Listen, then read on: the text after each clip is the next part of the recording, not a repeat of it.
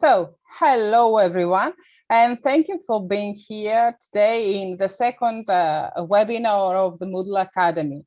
The webinar is about assessment, exploring assignments, and I am Anna Krasa, Education Advisor here in Moodle HQ, and with me I have Mary Couch, Education Manager, here again from Moodle HQ. And together we are going to discuss and see how assessment can be done through using assignments. This session is a combination of a presentation and a live demo. So you will have the opportunity to see things both from the student perspective and the teacher perspective. And if you want to, you can also log into the course. The activities will be open now and access the assignments, the exams that we have already prepared yourself as students. Now, if you want to keep your eyes on the screen and on this Zoom window, that's fine, because afterwards you have also the option to replicate those examples exactly as we created in the course. Since we have inside the course, you will find a PDF with all the settings of the assignments. So before starting with the assignment, let's see a little bit, a few things about assessment in Moodle in general. So Moodle can support different assessment methods and different grading methods and has several activity types. The assessment methods can support is actually the auto assessment. So system assesses by its own automatically. And we have also trainers or teachers assessment. And also we have options and activities for peer assessment where learners assess each other. Moodle also supports grading method, two different grading methods. The simple direct grading, where grading can be done with a simple numerical scale, 0, 6, 0, 10, 0, 100, whatever you want, or a custom scale. A custom scale could be something verbal, like a missing, weak, fair, strong, or a 5 points, 5-star scale. Or you can choose to set to no grade at all. And also in the advanced grading, we have two options, the rubric and the marking guide. But we are going to see this together later, so I won't say anything about this. As I said before, there are several graded activities in Moodle. We have the human graded activities, as I call them, and they are the activities that require another person, either it's a teacher or a student, to assess. And these are the assignment, the forum, the glossary, the database, and the workshop. And we have the system graded, those that are automatically graded, which are the quiz, the lesson, the H5P, and score. Today, we're going to focus only on the assignment. And as you can assume, this means that we're going to have more assessment sessions and webinars in the Academy. Let's see about what are the aspects we need to be aware regarding assessing with assignments. So assignments can be used both for formative and summative assessment. In the formative assessment, the goal is learning. In the summative assessment, the goal is assessment, evaluation. So in the first case of formative assessment, we create assignments that are usually always available and they don't necessarily need to be graded. On the other hand, when we have summative assessment, we tend to set start and then cutoff dates, keep things strict, and also we definitely grade them. In formative assignments, we offer usually additional attempts and sometimes until someone passes, if we set a pass score. While in summative, we rarely reopen a new assignment, perhaps manually. In formative assignments, we don't need the pass grade. We don't, and the completion of the assignment could be set to view or submit. While in the summative assignments, we definitely need a pass grade, and the completion criteria is usually a grade, requires a grade. And when we set up this within a course, we often use a 0% weight for a formative assignment, while when we have a summative assignment, we use more than 20% usually. It's not strict, but often it takes a big weight. So assignments basically allow students to submit their work for teachers to assess it. This is the very basic concept. And it's one of the most easy activities to set up in Moodle. Yet, it has several settings. And depending the combination of the settings, you can actually create completely different experience for your learners. So together, we are going to see a number of settings and different setups. Before that, let's start with a poll that help us know each other. Let me initiate this.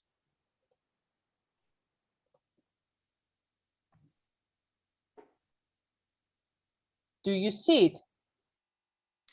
Yes, I can see it, Anna. Thank you. So let's all have a go at the poll. There are 3 questions. Tell us a bit for your background. What's your what are you doing? And what are you using Moodle for? How long, actually? And if you have ever used assignments. This will be very interesting to see the answers here, Anna, shortly. Yes.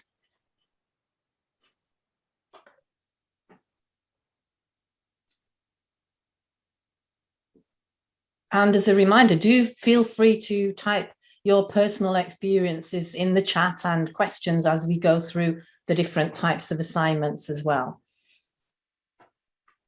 Thank you, Mary.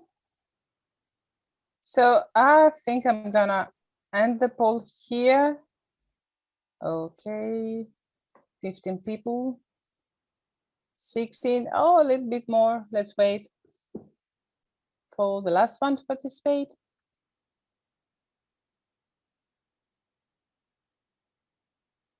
Or perhaps not some. Okay, I'm ending the poll.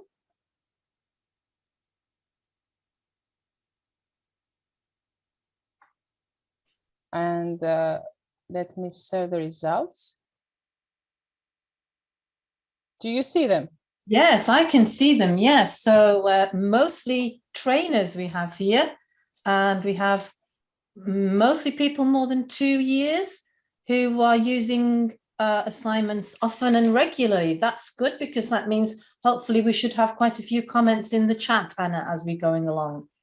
Yeah, it seems that we have a very experienced trainers here, most of them, and I hope that you will find something interesting in this webinar.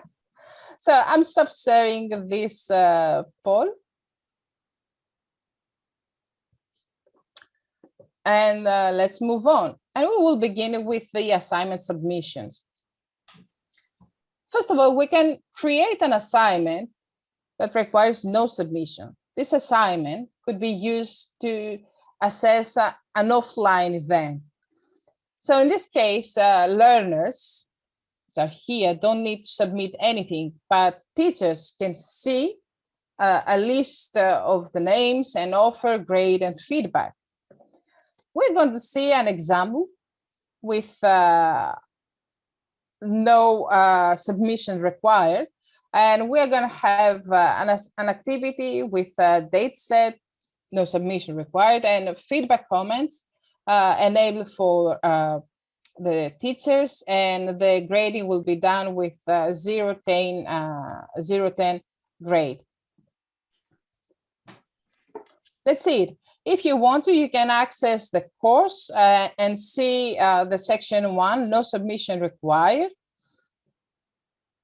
And our first assignment is the archaeological museum visit. We assume that we are in a school, in a secondary school, and there is a trip, educational trip organized by the teacher, a visit to the archaeological museum. The task here for the learners is to participate in the events that will be held in the museum.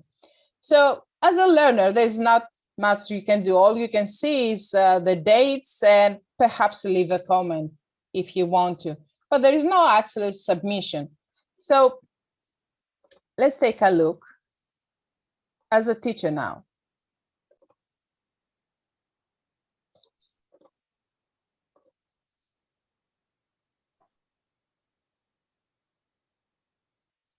As a teacher, I can see I have two options, the view all submission and the grade. Let's check the grade.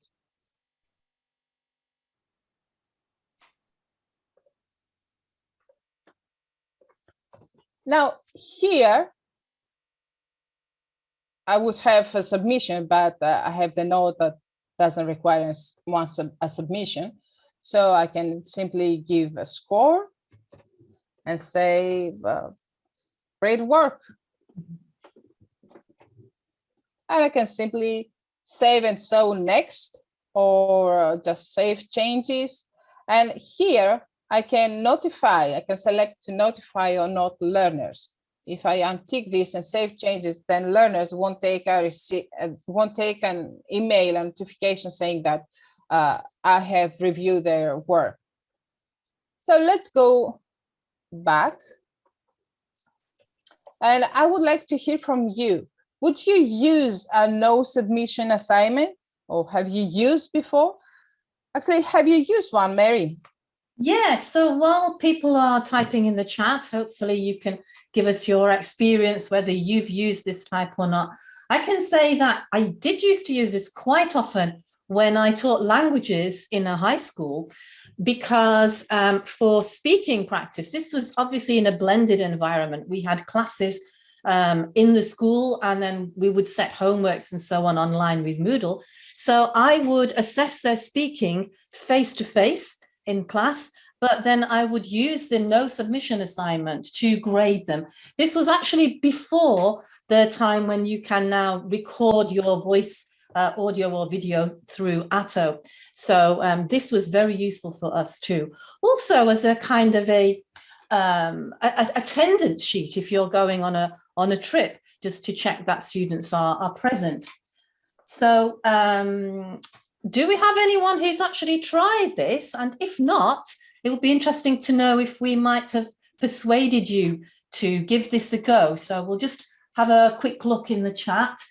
Kim is saying, I've used it. She's used it for offline graded activities, as you have presented. Yeah, there are two ways you could grade offline activities. You could go straight into the grade book, but actually this, I think, is a much simpler way of doing it and is more accessible for your students to know the grade that you've given them. Can is saying to give some points for class discussion, participation, or attendance to appear in the grade book. Gemma says she used it for attendance, but also for preparing to read a file that would be discussed in class. So that's some ideas there for you, Anna. Thank you all so much. And let's move on and see another type of submission for our assignments.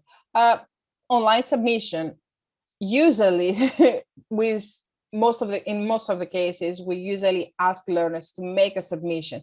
And turning on the online submission, we actually ask learners to write something inside Moodle, inside the course, inside the assignment, for them to review and grade.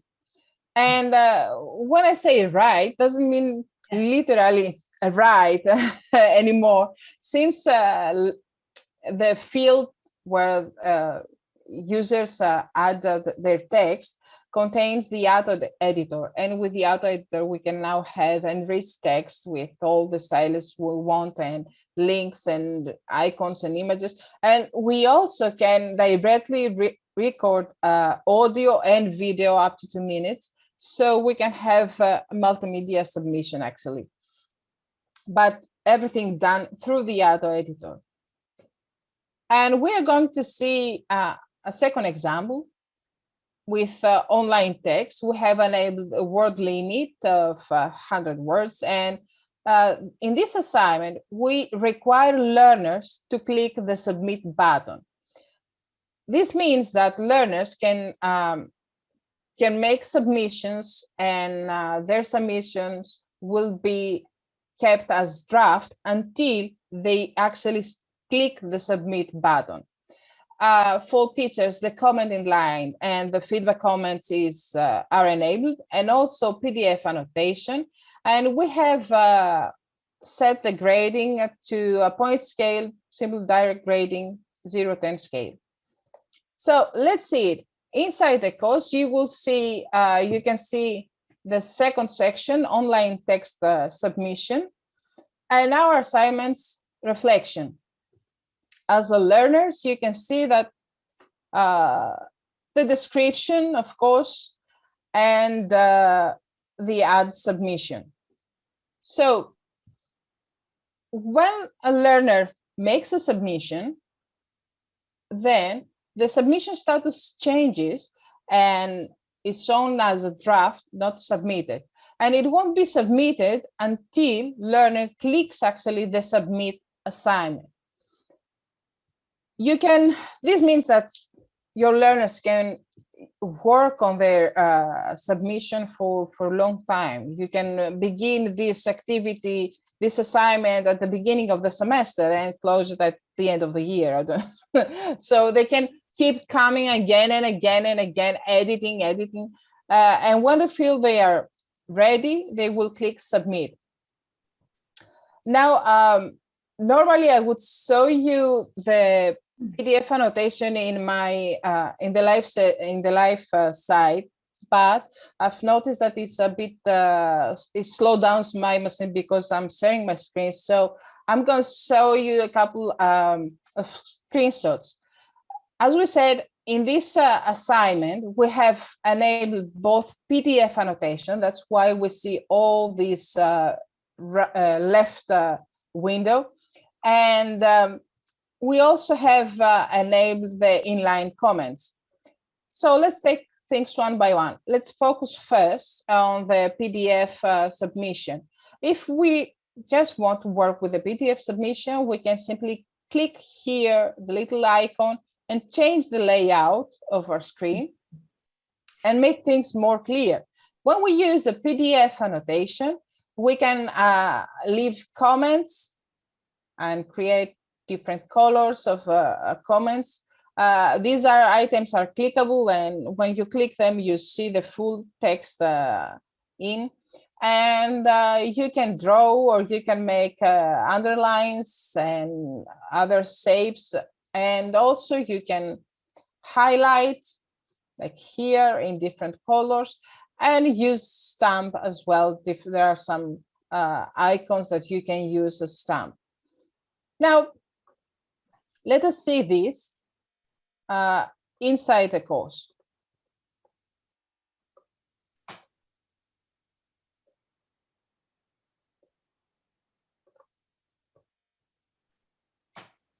And let's go grade something.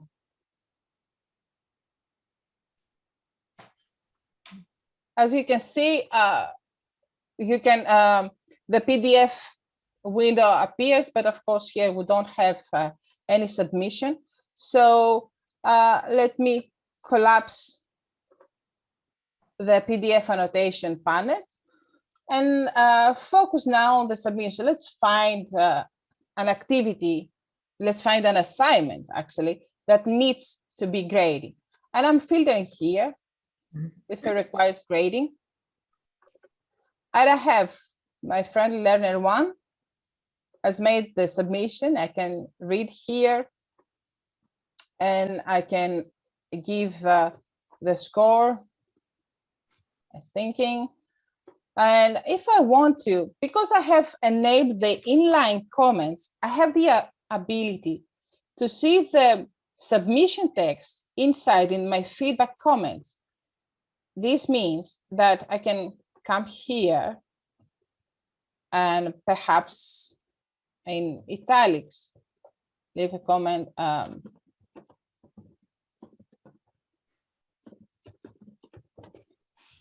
I can just notify my learner saying comments in italics. And I can save and move on to the next one, or I can just save changes, and that's all done. Now, let's go back to a presentation. And I want to ask you, PDF annotation or inline comments, what would you prefer? What you would prefer, Mary, and what you all prefer? Okay, well, I can tell you what my preference is in my experience, and then we'll see what people are saying in the chat. I'm a big fan of online text because, again, with teaching languages at a fairly low level to sort of 15, 16-year-olds, they never had a lot to type, only a couple of hundred words. So online text was perfect for them. I prefer the inline comments because I like being able to go into the feedback box and cross things out, or using the Atto editor, or highlighting things in a different color. Although, of course, we have to be aware of accessibility and you know, the concerns about explaining mistakes by using different colors only. But let's see what people are saying if other people prefer PDF annotation. Okay, so Gemma prefers PDF annotation. It'd be interesting if you could tell us why, Gemma. Kim says both, depending on what she's assessing. And Can makes a very good point about preferring PDF annotation, especially when visuals are including. And again, Kim says, using PDF annotation to grade or to mark up imaging submissions. Whereas Radovan agrees with me, prefers online commenting. It's easier and quicker. Some people sometimes have issues getting the PDF annotation to work, but most times it can be very good, especially if you're a fan of stamps or the comments and so on that Anna demonstrated in your screenshots there. So I think that's it for now, Anna. Thank you. Thank you so much. Let's move on. The other type, and the third type of submission we can have, is a file submission. In this case, learners submit a file for teachers to assess. In our example, we are going to see an assignment where we only allow document file. See, teacher has the right to the capability to restrict the specific number or the specific type of submission allowed. So here we allow only ODT and doc files, and learners have to accept the submission statement. This is interesting because this is a warning for learners, that a reminder that be sure that this assignment that this work that you are submitting is your own, and it's not borrowed from somebody else. Here we also have set up the additional attempts to open automatically until pass.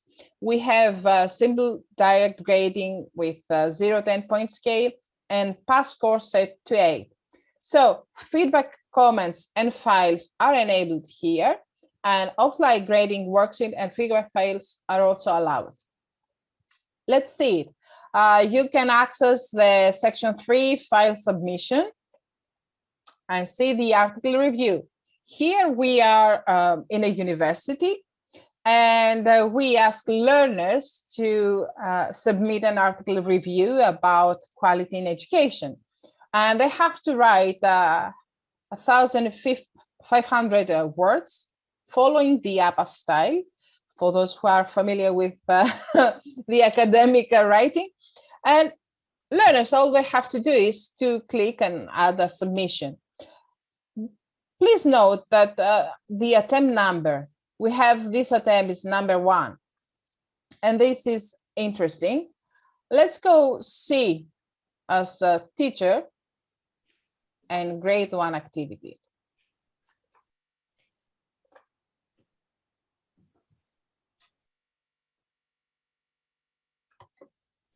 So let's click grade.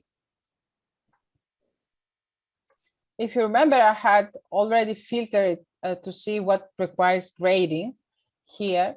So I'm seeing the work of learner 1, and I see the file here. I have to download the file, read it, and give grade, make my comments, perhaps send back feedback with comments, a file with comments. And at the bottom, it's interesting to see that you can see the attempt settings and see which number of attempts is this and how many attempts are still left and those kind of things.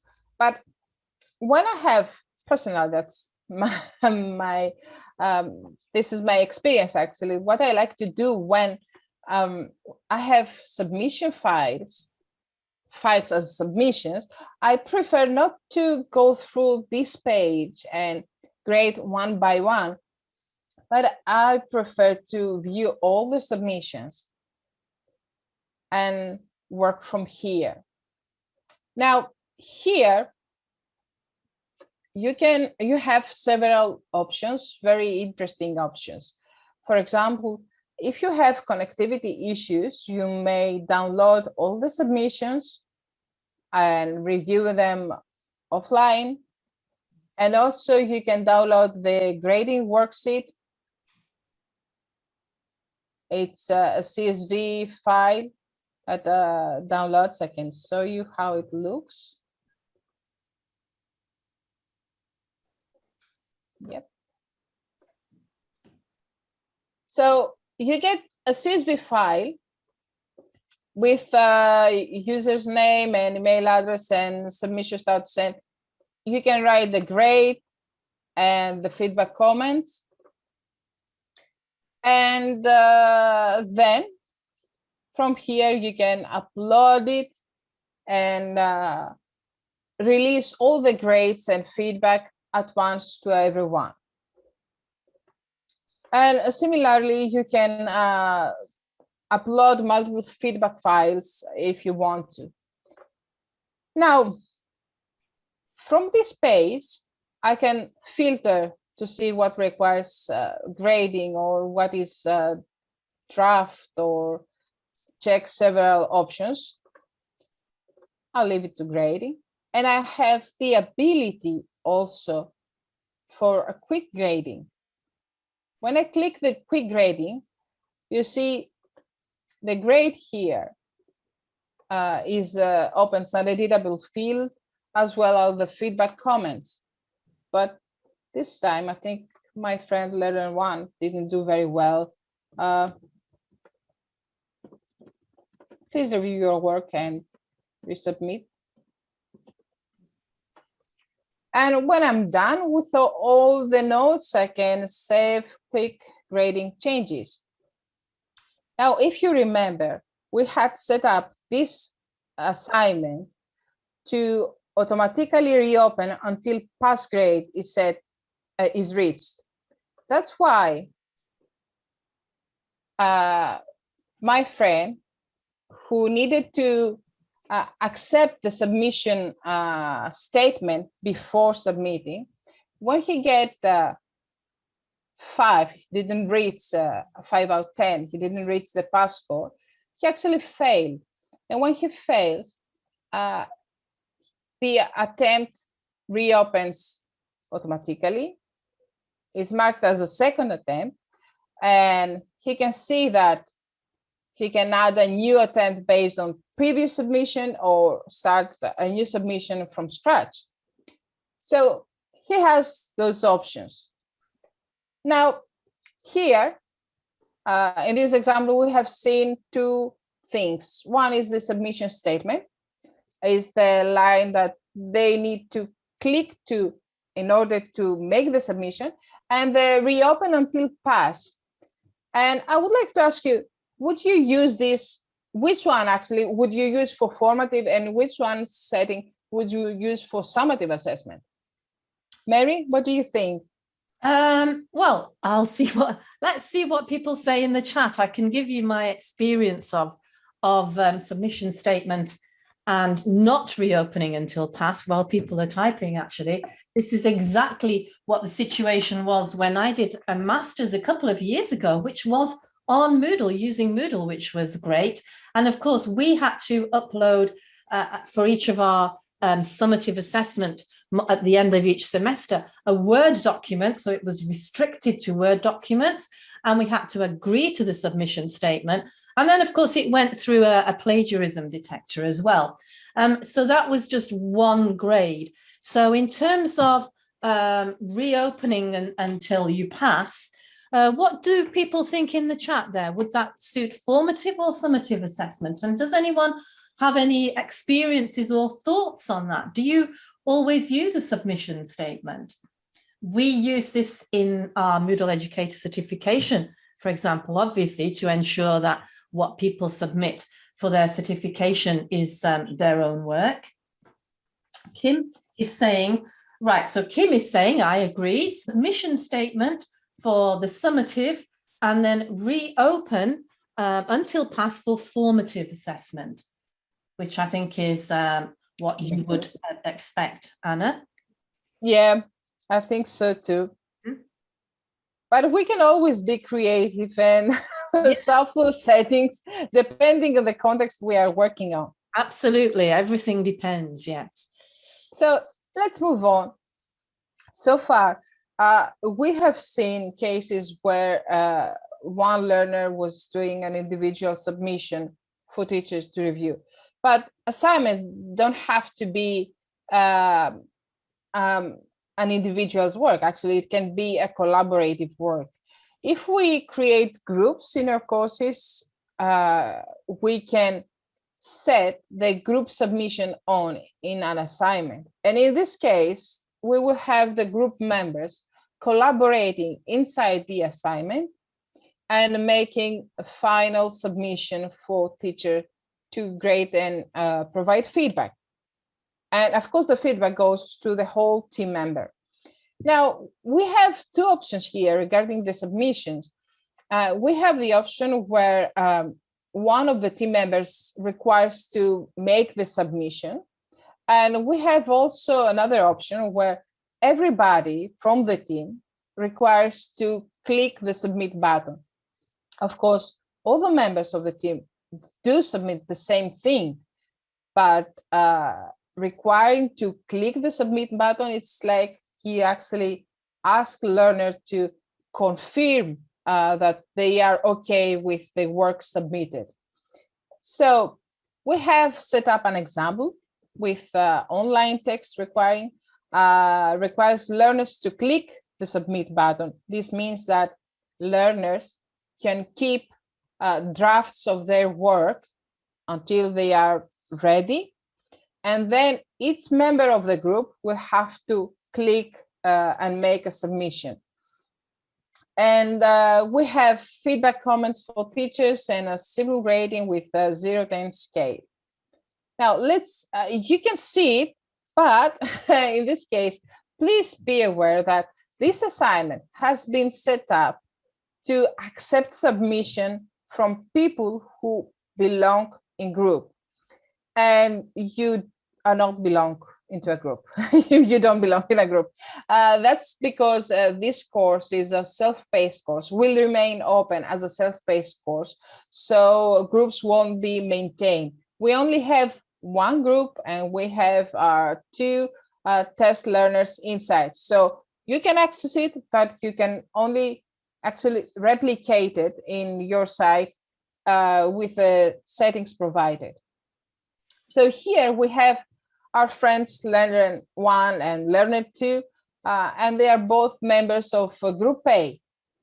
And they have made an online submission, and as you see, it's yet as draft, so they can still edit it. And after the initial submission, both of the learners, see the online text and see exactly the options to edit the submission, remove it, or submit the assignment.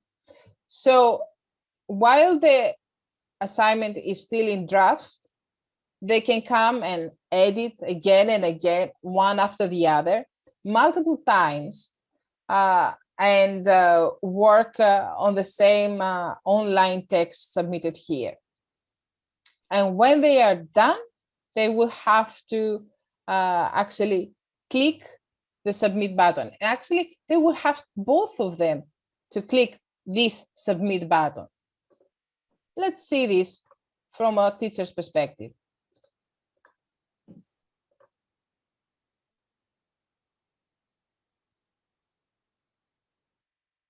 So we are in a corporate learning environment this time, and we have same department colleagues grouped together, and they have to do a SWOT analysis and set up a SMART action plan, very typical things in a corporate environment.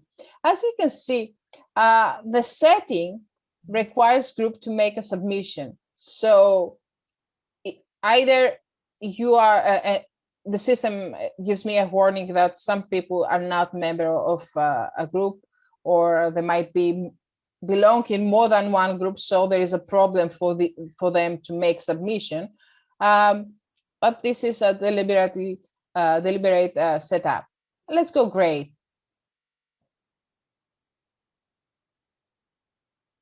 As you can see, I have 2 users here, and I can see their submission, and I can give them a grade normally.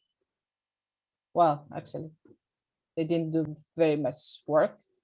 And I can give them my feedback for their work. And at the bottom, you can see we have the group submission settings. And we can choose to apply the grades and feedback to the entire group at once. So whatever I write here goes to both of the learner 1 and 2, or give them separate feedback. Now, with this setting and this option in mind, I would like to ask you, would you give the same grade and feedback to all group members? Or would you prefer in a group assignment to give different feedback and grade to each team member? Mary, what do you think? I've got strong feelings about it, actually, but I think the answer is probably it does depend on your learners and your situation and the task that you've set. But when I used group assignments, we didn't use online text. We used to get, I would have a class of, say, 30. We would have groups of about 5, and they would each upload different types of files that together made a whole package. And I had, with the teenagers, issues with some group members working harder than others. And so I insisted that they all submitted, each group member submitted, and then I graded them separately, even though it was actually a group assignment. But I do appreciate that in certain circumstances, and again, as in my master's, we worked in one of our modules, we worked in a group, I think it was a group of 4, and in that one, we all got the grade together. So I'll be very interested to see what people in the chat, what your experience is of whether you give the same grade and feedback or different, or indeed if you've used group assignments, or if we might have persuaded you to try them. We're just waiting to see if anyone has any comments there. At the moment, I think we don't have any comments on group assignments. That's interesting. Perhaps it's not something that's used a lot by the people in our chat. Oh, hold on. Jessica has said. So you can give the same grade, but you can allow group members to peer assess. And in fact, this is something that happened in my master's as well. So that feedback can increase the individual group member's grade. Edel says, without a feedback sheet, it's hard to know who did what on a group project. Yes, it depends on what the task is that you're setting them, for example. If it is an online text assignment, then how do you know who's written what? Unlike in a wiki, for example, yes. But anyway, that's that for now, Anna, thank you. Thank you, everyone. Well, I have to say that I I had a really bad experience with group assignments. I think it's not a problem with teenagers. I think we can find this in any age, actually. Right. People don't contribute the same, and it's difficult. Actually, the assessor cannot really tell who did what usually. And in these cases, yes, as Jessica said, a feedback for peer assessment, peer evaluation of the experience, it's perhaps the best option. So let's move on and let's see for the assignments, the advanced grading options. What do we have? We have a marking guide. When we use a marking guide, teachers enter a comment per criterion and they mark up to a maximum. It's a bit complicated, but we will see this in detail. The point is that when we use a marking guide, an advanced grading method, we actually don't change the flow of the assignment. We just give more options about grade and feedback to the learner, to the teacher. So we are going to see an example that requires an online text submission, and a file submission is also enabled. And we are going to assess this with a marking guide. The maximum grade is 8 and the pass score is set to 8. We have this example at sections 5, assignment with marking rubric. You may check it. And I have to tell you, when teachers set up the marking guide, has the ability to show or not the grading criteria with the learners. So if he does, if they do, the grading criteria will show up before when a learner comes in. And I personally prefer this, as it gives some help to learners on what is expected from them and what they need to cover. So you can see in bold the criterion and some explanation text and the maximum score they can get. Now let's take a look as a teacher.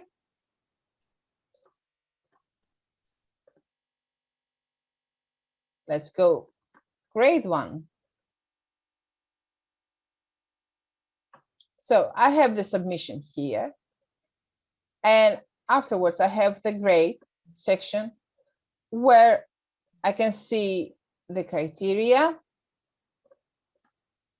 here for 3 criteria. And also I can see some comments. In fact, I can see comments, the comments that teacher created for the learners, and I can hide them if I don't want them. And also descriptions for teachers. I found this very helpful, to be honest, because they give me an idea of how this criteria must be assessed. What should I expect as a grader for learners to write about this? And I can come here, start typing my my feedback, or I can click the insert frequently used comment and select one and give my grade here for the first criterion, and then check. Oh, he could do even better here. And this is actually very convenient, and it really speeds up grading and make it very specific, very clear. So I can move on assessing everybody else like this. Now, do you use marking guides in your work? Do they fit in your case? Mary? Yeah, I remember training, it was, I think, the history department, and explaining about marking guides. They thought it was a good idea, but it seemed to be a lot of effort to set it up initially. Then I showed them about the frequently used comments, and they were completely won over, and they loved it because, of course, especially if you have many students, and also if you're several teachers working in a department, it allows you to be consistent in how you are grading your students between teachers. And also it does save you a lot of time. And you agree beforehand what your frequently used comments are. So it's a great time saver once you make the effort to set it up. So we have, people are fans of marking guides. Kim says she uses marking guides when she has frequently common feedback. Jessica also always liked marking guides. Kim is agreeing with me that it does take some time to set up. But of course, you only need to do this once and then you're done. Can hasn't used it, but does like it. Maybe we can persuade you then to try that, Can. Okay. Excellent. Thank you so much.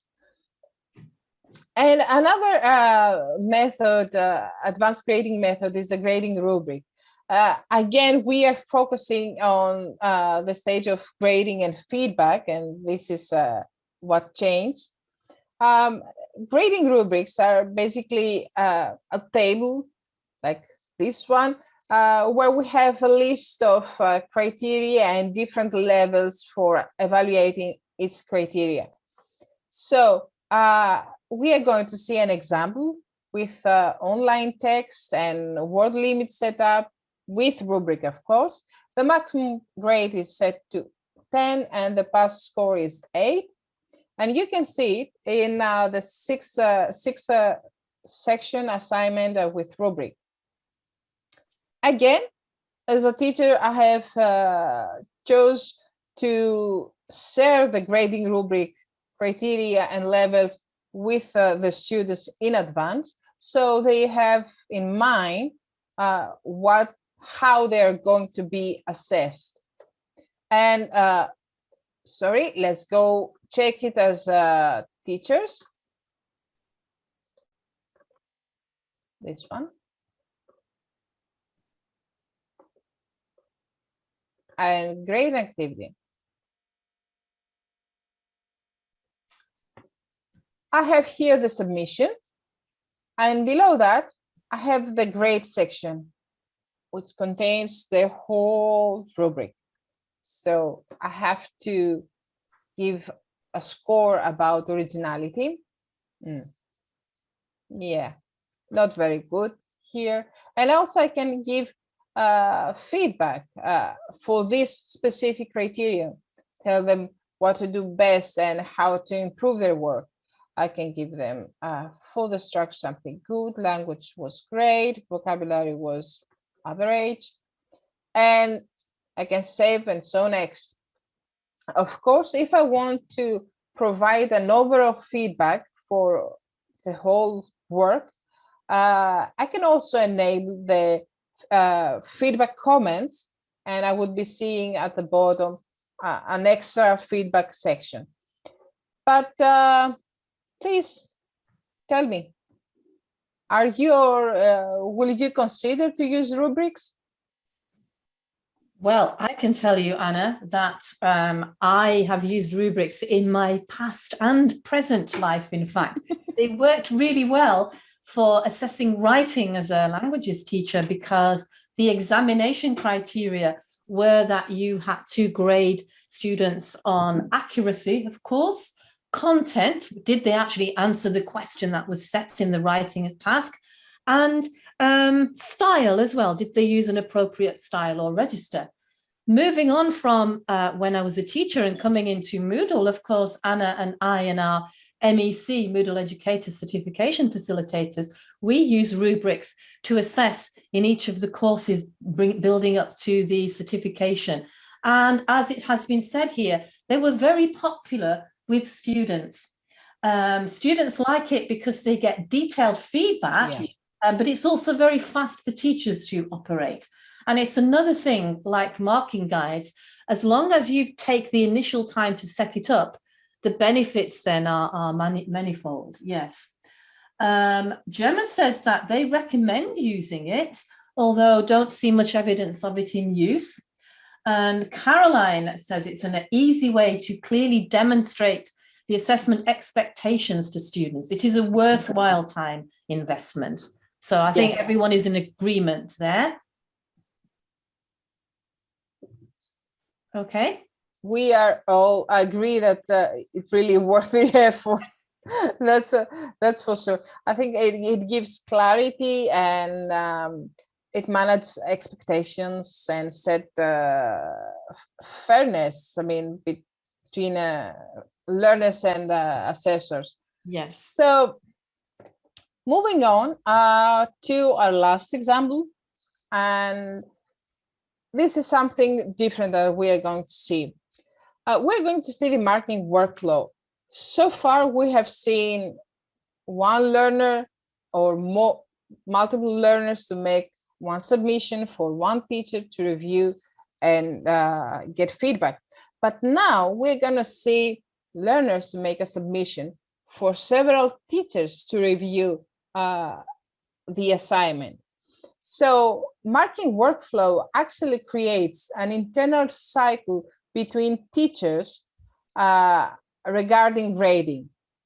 So we have an assignment submitted, first teacher reviewed, gives a grade, a feedback, and pass it over to a second teacher who gives again a grade and feedback. And this circle can make several rounds until both or more teachers agree and they are ready to release the grades and feedbacks to the learner.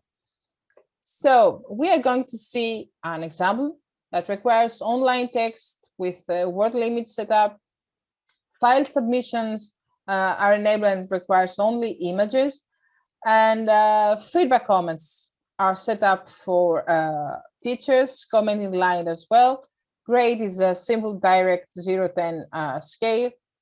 Marking workflow and marking allocation are enabled. Let's see it. Assignment with marking workflow section 7. And for learners, what they actually see is not really impressive. Perhaps the grading status is what is interesting. It's the outsourced no market when things begin, but as the marking workflow moves on, it can be say that it's in marking, assignment marking is completed, or it's in review, it's ready for release, or it's released.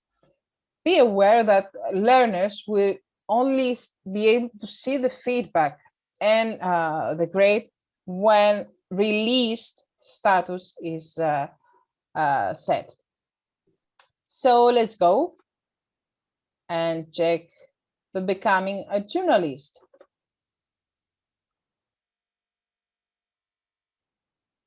So you are in an online course about journalism, and you have to write to cover an event to be published at your local newspaper. So your article will be reviewed by your trainer, but also will have to be evaluated by an editor.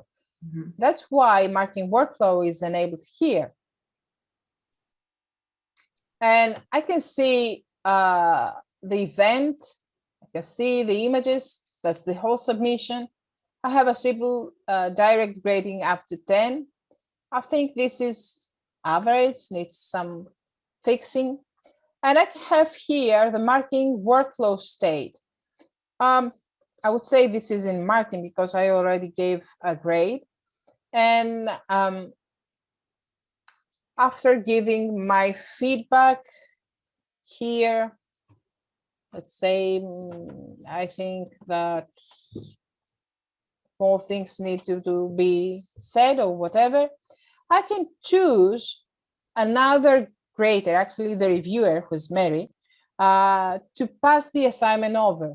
So this assignment will remain in marking until Mary reviews.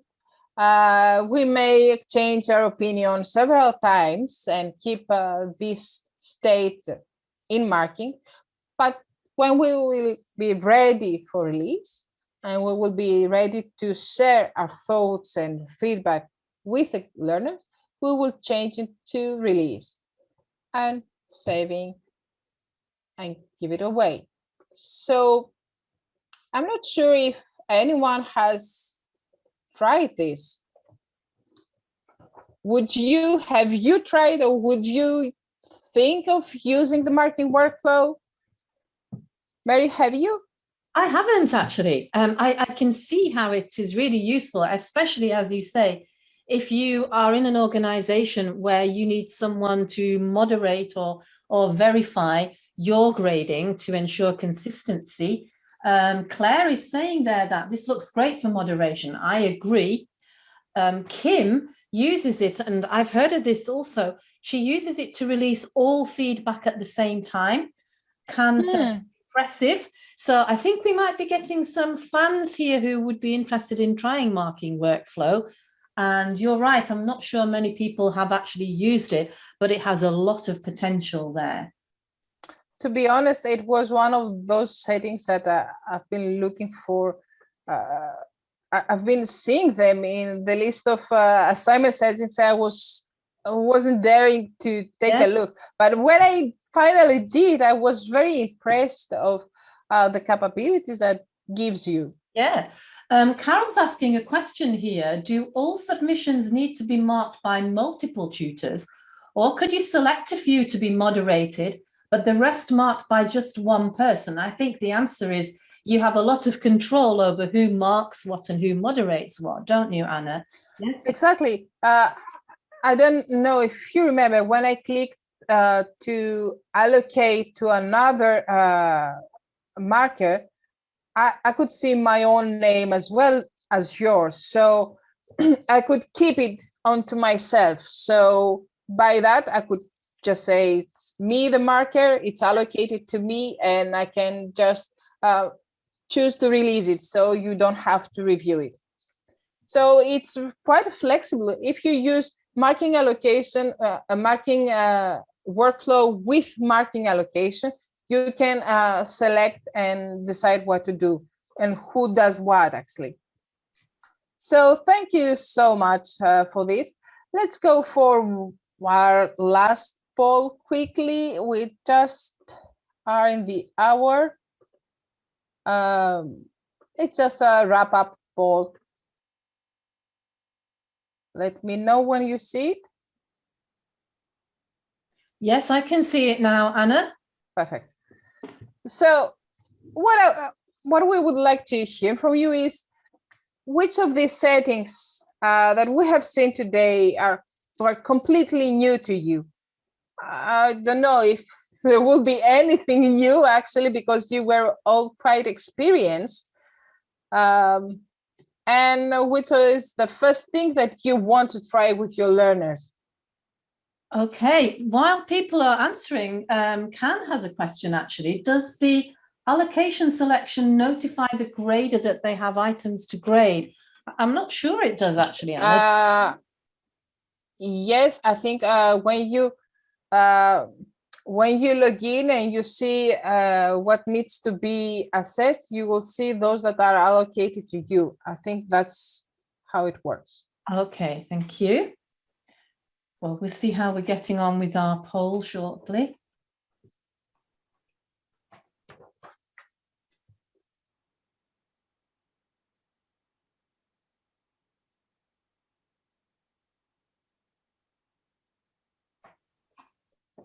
Okay, it seems that yeah, let's just wait a few seconds more. Okay, and I'm releasing, ending the poll, and sharing results. So, Right. group submission, PDF annotation, offline grading, marking guide, rubric, marking workflow are quite new. Marking workflow actually is the most new. I'm very happy that we saw that today. And about the first thing that somebody will try is the group submission, PDF annotation, quick grading, marking guide, rubric, and marking workflow again. The winner would say marking workflow. That's great. That's still last, yes. I'm really happy to know that, to hear that. I'm very happy actually that you found something new in this webinar. And that was it actually. Our assessment exploring assignments webinar has now come into an end. Thank you so much for being here. Assignments are quite diverse, have so many settings, and we haven't seen them, all of them. For example, we haven't seen the anonymous submission, we haven't seen the hide graders identity from learners, but I think the possibilities are endless, and I definitely encourage you to experiment. And you can come from the course, download the PDF with the settings and replicate the exact activities that we have here. So thank you so much for being here. Thank you.